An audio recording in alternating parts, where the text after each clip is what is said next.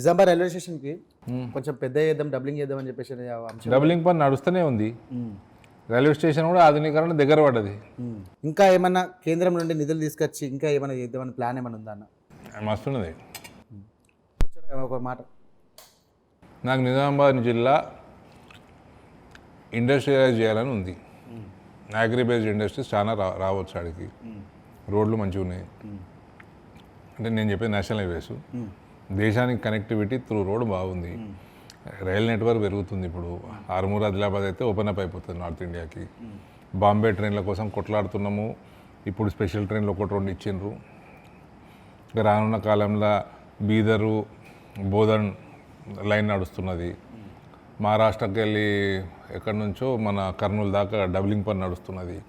ఇవన్నీ అయిపోతే వెస్ట్ ఇండియాకి నార్త్ ఇండియాకి నిజామాబాద్ ఓపెన్ అప్ అయిపోతుంది. ఒక ఇన్లాండ్ పోర్ట్ తీసుకురావాలని ఆశ ఉన్నది. ఇండస్ట్రీ వస్తే పోర్టుకి డిమాండ్ పెరుగుతుంది.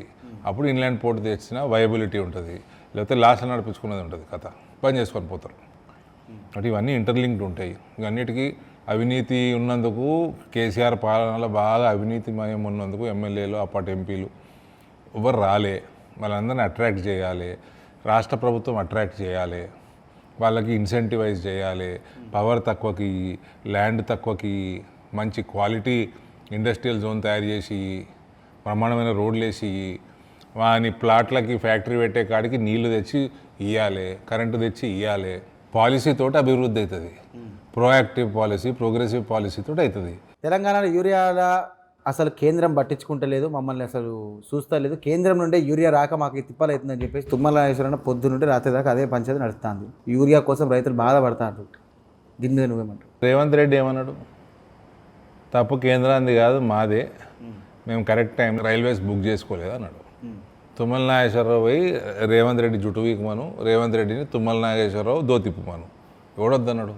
కేంద్రంకి వెళ్ళి ఎప్పుడు కూడా యూరియా షార్టేజ్ ఉండదు. నువ్వు ఎంత అడుగుతా అంత ఇస్తారు. ఆడికెళ్ళి తెచ్చుకునే బాధ్యత నీది. నువ్వు రైల్లో తెచ్చుకుంటావా, లారీలో తెచ్చుకుంటావా, కేసీఆర్ గొర్రెలని మోటార్ సైకిల్ మీద పంపించినట్టు నడ తెచ్చుకుంటావా, అది నీ బాధ్యత. నువ్వు అవి అరేంజ్మెంట్లు చేసుకోకపోతే దానికి కేంద్ర ప్రభుత్వం జిమ్మేదారు కాదు. 80% సీట్లు వస్తే ఖచ్చితంగా కూడా తెలంగాణ అధికారం రావాలంటే 80% సీట్లు వస్తేనే పరాబర్ అని చెప్పేసి అన్నావు అన్న.